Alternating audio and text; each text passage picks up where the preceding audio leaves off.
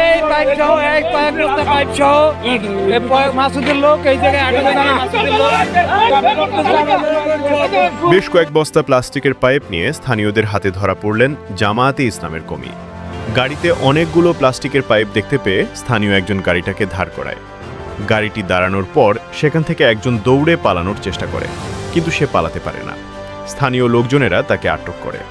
তাদের জিজ্ঞেস করলে তারা বলে এ বিষয়ে তারা কিছু জানে না। থেকে গাড়ি আসতেছে, তো আমি দূর থেকে তাকায় দেখি যে সাইড থেকে পাইপের কণা বের হয়ে রয়েছে। তো আমার সন্দেহ হলো, সন্দেহ হওয়ার পরে আমি গাড়িটাকে ইশারা করলাম যে থামাও গাড়ি। গাড়ি থামানোর পরে তো হাত দিয়ে দেখি যে পাইপ, তো আমার এখানে আরো টেলিফোন ছিল, একটু সামনে ছিল, তাই মধ্যে একদম যে দেখতো গাড়িটা চেক করতো এটা পাইপ। আগেও জামাতের লোকজন পাইপ নিয়ে অনেক কাহিনী ঘটছে বাউফলে। এক একটা পাইপের ওজন 700 গ্রাম, 2 হাত একটা পাইপ। তো তাহলে একটু চেক কর গাড়িটা। গাড়িটা নামাইয়ে দেখে যে এখানে প্রায় 300-400 মতো পাইপ হবে।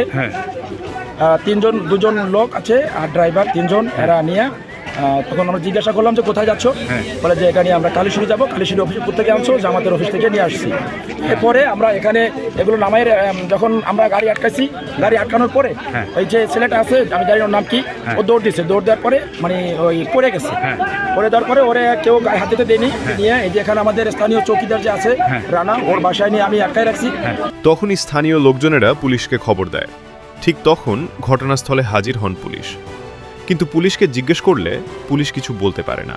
তারা বলেন, আমরা কিছু বলতে পারতেছি না, কারণ আমরা খবর পেয়ে এখনই আসলাম। এখানে কি কথা বলবে না কেন? এখানে কিছু হয়েছে, কিছু বলবেন কি আমাদের? বুঝি নাই, মানে আমরা জানতে চাই জনগণ কর্তৃক এই যে ব্যালট, এই যে নির্বাচনী সামগ্রী নিয়ে যাচ্ছিল, জি, এই আমরা জনগণ কর্তৃক আটক করছি। লাঠি এই লাঠিও কি নির্বাচনী সামগ্রীর মধ্যে নাকি? সঠিক আমি জানি না, দেখি ওনাগুলো জিজ্ঞাসা করি এটা কারা, এটা কাদের কাছে পাইছেন? তখন পুলিশ বলতেছিল লাঠি নাকি নির্বাচনী সামগ্রী। যাই হোক বন্ধুরা, আজকের ভিডিওটা এ পর্যন্ত। দেখা হবে নতুন ভিডিওতে।